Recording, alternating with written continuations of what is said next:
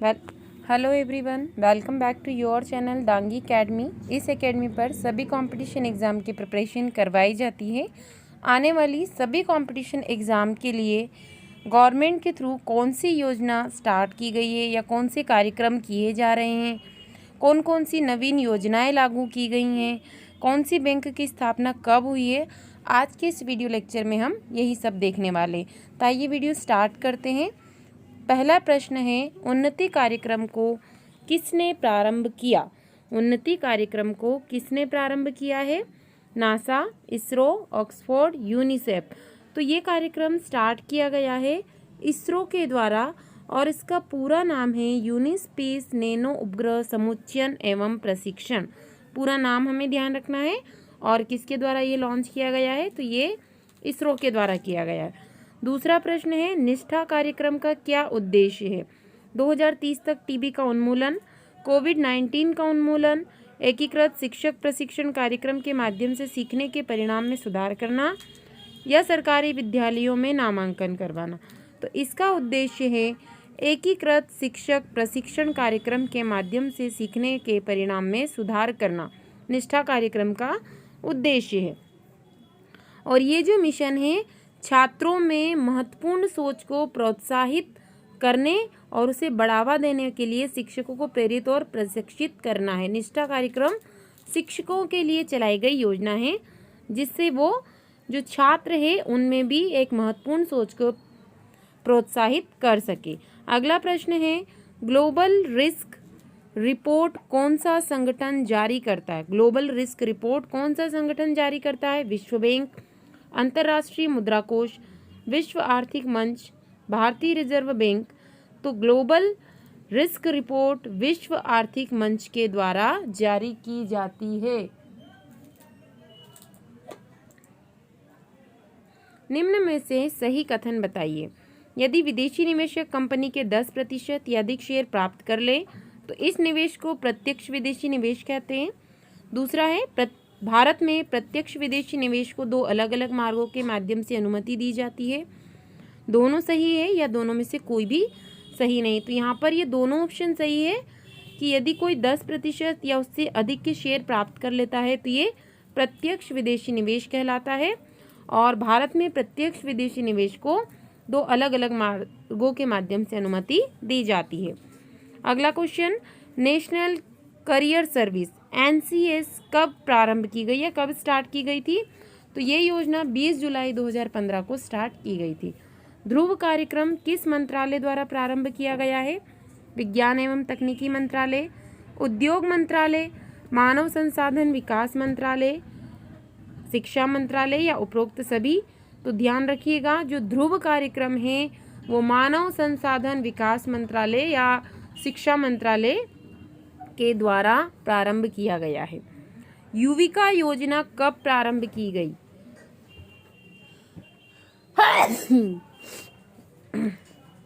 युविका योजना कब प्रारंभ की गई?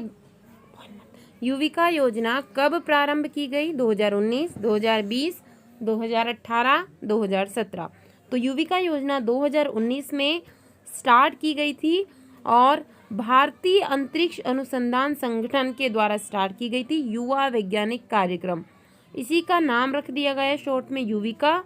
और इसका मुख्य उद्देश्य था युवाओं को अंतरिक्ष प्रौद्योगिकी, अंतरिक्ष विज्ञान तथा अंतरिक्ष अनुप्रयोगों पर मौलिक ज्ञान प्राप्त या प्रदान करना। रोजगार सेतु पोर्टल किसके द्वारा शुरू किया गया? रोजगार सेतु पोर्टल किसके द्वारा शुरू किया गया? केंद्र सरकार, मध्य प्रदेश सरकार के द्वारा, उत्तर प्रदेश सरकार के द्वारा या बिहार सरकार के द्वारा? तो आप सभी इस योजना से भली भांति अवगत होंगे, जैसा टीवी में भी इसके बहुत एड आ चुके हैं। ये योजना मध्य प्रदेश सरकार द्वारा देश के अन्य हिस्सों में या राज्य में जो बाहर से श्रमिक लौट कर आए थे, क्योंकि वो बेरोजगार हो गए थे, तो उन्हें रोजगार के अवसर उपलब्ध करवाने के लिए ये पोर्टल प्रारंभ किया गया है। नवीन राष्ट्रीय नवरिंग योजना किसके द्वारा लागू करने की सिफारिश की गई? भारतीय दूरसंचार नियामक प्राधिकरण, नीति आयोग, मानव संसाधन विकास मंत्रालय, उपरोक्त सभी? तो ये योजना भारतीय दूरसंचार नियामक प्राधिकरण के द्वारा लागू की गई है, उसके द्वारा सिफारिश की गई है। भारतीय दूरसंचार नियामक प्राधिकरण ने इसकी सिफारिश की है ताकि प्रत्येक ग्राहक को विशिष्ट पहचान संख्या प्रदान की जा सके, यानी कि हर ग्राहक के लिए एक स्पेशल नंबर होगा। नियामक प्राधिकरण का ये मानना है कि टेलीफोन कनेक्शनों की संख्या में बहुत अधिक वृद्धि होने के कारण उपलब्ध नंबरिंग संसाधनों की उपलब्धता कम है। वर्तमान में उपलब्ध नंबरिंग योजना को वर्ष 2003 में 30 वर्षों के लिए अपनाया गया था। भारत में टेलीफोन ग्राहकों की कुल संख्या जनवरी 2020 में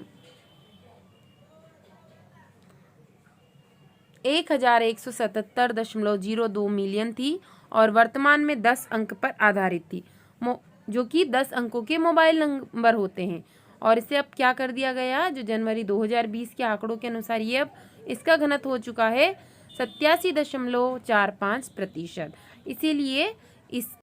इसीलिए इसकी सिफारिश की गई।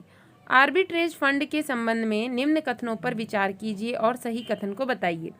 यह एक प्रकार के म्यूचुअल फंड होते हैं। इसका प्रयोग अधिकांशतः उन निवेशकों द्वारा किया जाता है जो अस्थिर बाजारों से जोखिम उठाए बिना लाभ प्राप्त करना चाहते हैं। यह फंड नगद बाजार और वायदा बाजार में शेयरों के बीच मूल्य के अंतर का लाभ उठाकर कार्य करते हैं, या सभी। तो यहाँ पर सारे कथन सत्य है, क्योंकि वास्तव में क्या होता है कि नगद बाजार में शेयर की कीमत क्रेता द्वारा चुकाई देती है। जो भी शेयर खरीदते हैं उनकी कीमत क्रेता द्वारा चुकाई दी जाती है। चुकाई गई वर्तमान कीमत ही होती है, उनके द्वारा चुकाई जाती है, जिसे स्पॉट प्राइस कहा जाता है। जो भी इनके द्वारा कीमत चुकाई जाती है उसे स्पॉट प्राइस कहा जाता है। जबकि जो वायदा बाजार में शेयर की कीमत भविष्य में किसी बिंदु पर चुकाई जाने वाली प्रत्याशित कीमत होती है। अगला प्रश्न है, bank board bureau BBB triple B की स्थापना की समिति की सिफारिशों के आधार पर हुई। यानी ट्रिपल बी की स्थापना किस समिति ने सिफारिश की, तब उसकी स्थापना की गई। रघुराम राजन समिति, PJ नायक समिति, उर्जित पटेल समिति, या कोई भी नहीं। तो ध्यान रखिए, जो ट्रिपल बी समिति है इसकी जो सिफारिश थी वो PJ नायक समिति के द्वारा की गई थी। देश के बैंकिंग क्षेत्र की चुनौतियों को दूर करने के लिए वर्ष 2014 में PJ नायक की अध्यक्षता में एक समिति गठित की गई और इस बोर्ड ने 1 अप्रैल 2000 से कार्य करना प्रारंभ किया। इसके गठन की घोषणा 28 फरवरी 2016 को हुई और इसका मुख्यालय मुंबई में। यानी ट्रिपल बी से अगर पूछा जाए आपको कि इसका मुख्यालय कहाँ है, तो इसका मुख्यालय है मुंबई में। इस टाइप के क्वेश्चंस लगातार PSC पूछती आई है कि कौन सी समिति का गठन कब किया गया या किसकी सिफारिश के आधार पर हुई। अधिकतर इस टाइप के प्रश्न हर कंपटीशन एग्जाम में पूछे जाते रहे। न्यू डेवलपमेंट बैंक की स्थापना कब हुई थी? जुलाई 2015, जुलाई 2016, जून 2015 या जून 2016। तो न्यू डेवलपमेंट बैंक की स्थापना जुलाई 2015 में हुई थी। वर्ष 2014 में ब्राज़ील के फोर्टलेजा में आयोजित हुए छठे ब्रिक्स शिखर सम्मेलन में ब्रिक्स भी पूछा जाता है कि ब्रिक्स में कौन कौन से देश शामिल है। तो देख लेते हैं, ब्राज़ील, रूस, भारत, चीन और दक्षिण अफ्रीका देशों ने इसकी स्थापना के लिए फोर्टलेजा समझौते पर हस्ताक्षर किए। तो आपसे ये भी पूछा जा सकता है कि ब्रिक्स ने किस समझौते पर हस्ताक्षर किए थे। तो फोर्टलेजा, और इसका जो मुख्यालय वो शंघाई यानी चीन में है और इसके वर्तमान अध्यक्ष ब्राज़ील के मार्कोस ट्रायोजो और उपाध्यक्ष CRO और भारत के अनिल किशोरा हैं। भारत में सिक्योरिटी मार्केट के लिए नियम कौन सी संस्था बनाती है? IRDA, SEBI, NSE, BSE। तो यहाँ पर बनाती है भारत में सिक्योरिटी मार्केट के लिए SEBI। इसका फुल फॉर्म होता है भारतीय प्रतिभूति एवं विनिमय बोर्ड। इसकी स्थापना SEBI अधिनियम 1992 के तहत 12 अप्रैल 1992 में हुई और इसका मुख्यालय मुंबई में है। भारत का सबसे अधिक धान पैदा करने वाला राज्य कौन सा है? महाराष्ट्र, मध्य प्रदेश, पश्चिम बंगाल या उड़ीसा। तो भारत में सबसे अधिक धान पश्चिम बंगाल में उत्पन्न होता है। राष्ट्रीय ऋण गारंटी ट्रस्टी कंपनी लिमिटेड की स्थापना कब हुई थी? मार्च 2014, मार्च 2015, मार्च 2016, मार्च 2017। तो इसकी स्थापना हुई थी मार्च 2014 में। 28 मार्च 2014 को कंपनी अधिनियम 1956 के तहत केंद्रीय वित्त मंत्रालय द्वारा इसकी स्थापना की गई। निम्न में से सत्य कथन बताना है हमें कि कौन सा कथन सत्य है। आगत प्राप्त करने के लिए एक फर्म को जो भुगतान करना होता है वो उत्पादन लागत होता है। उत्पादन प्रक्रिया के द्वारा आगतों को निर्गत में परिवर्तित करना संभव होता है आगम और लागत के बीच अंतर को लाभ कहते हैं या सभी सत्य हैं। तो यहाँ पर जितने भी कथन दिए हैं वो सभी सत्य है। निम्न में से कौन सा कथन मांग फलन की व्याख्या करता है? सरकार द्वारा मांग में वृद्धि, किसी वस्तु की मात्रा के लिए उपभोक्ता के इष्टतम चयन और उसकी कीमत में संबंध, किसी वस्तु की मात्रा के लिए उपभोक्ता के इष्टतम चयन और उसकी पूर्ति में संबंध, या कोई नहीं। तो इसका आंसर हो जाएगा किसी भी वस्तु की मात्रा के लिए उपभोक्ता के इष्टतम चयन और उसकी कीमत में संबंध। क्यों? क्योंकि जो अन्य बातें हैं यदि वो समान रहेंगी, जैसे उपभोक्ता की आय, रुचि और अन्य वस्तु की कीमतें, तो मांग फलन वस्तु की मांगे जाने वाली मात्रा और बीच संबंध को बताती है।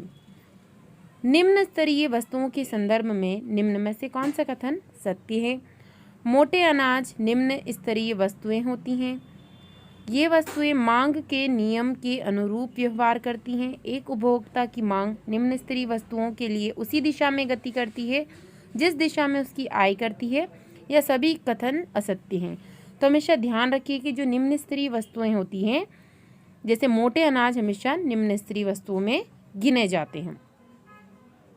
निम्न में से सही कथन बताना है। ऊर्जा की मांग, आपूर्ति, परिदृश्य और ऊर्जा दक्षता के लिए ऊर्जा दक्षता ब्यूरो BEE द्वारा unlocking national energy efficiency potential रणनीति अपनाई गई। ऊर्जा दक्षता ब्यूरो की स्थापना ऊर्जा संरक्षण अधिनियम 2001 के उपबंधों के तहत 1 मार्च 2002 को की गई थी। दोनों सत्य है या कोई भी सत्य नहीं है? तो हमेशा ध्यान रखिए दोनों कथन क्या है, सत्य है। यह ब्यूरो भारत सरकार के एक विद्युत मंत्रालय के अंतर्गत एक सांविधिक निकाय है। हमेशा ध्यान रखें कि जो BE है वो कैसा निकाय है? भारत सरकार के विद्युत मंत्रालय के अंतर्गत एक सांविधिक निकाय है। वर्ष 2020 और 21 के लिए भारतीय उद्योग परिसंघ का अध्यक्ष किसे नियुक्त किया गया? उदय कोटक, संजीव बजाज, महेंद्र कोटक या रतन टाटा? तो ये अध्यक्ष नियुक्त किया गया था उदय कोटक को। भारतीय उद्योग परिसंघ एक भारतीय उद्योग परिसंघ एक गैर सरकारी और गैर लाभकारी संगठन है। इस संगठन में निजी और सार्वजनिक क्षेत्रों के लगभग 9,100 सदस्य हैं। 9,100 सदस्य हैं। इसकी स्थापना 1895 में हुई थी। केंद्रीय औषधीय एवं सुगंध पौधा संस्थान का मुख्यालय किस शहर में? दिल्ली, मुंबई, लखनऊ या देहरादून? तो यह है लखनऊ में। ये संस्थान वैज्ञानिक एवं औद्योगिक अनुसंधान परिषद की एक अग्रणी पादप अनुसंधान प्रयोगशाला है। इसकी स्थापना 1959 में हुई थी। इसके 4 शोध केंद्र बेंगलुरु, हैदराबाद, पंतनगर एवं पुरारा, बागेश्वर, उत्तराखंड में स्थित है। सहकार मित्र इंटर्नशिप कार्यक्रम परियोजना SIP किसके द्वारा प्रारंभ की गई थी? राष्ट्रीय सहकारी विकास निगम, केंद्रीय मानव संसाधन विकास मंत्रालय, कृषि एवं ग्रामीण विकास मंत्रालय, कौशल विकास मंत्रालय। तो जो SIP की स्थापना थी वो राष्ट्रीय सहकारी विकास निगम के द्वारा की गई थी।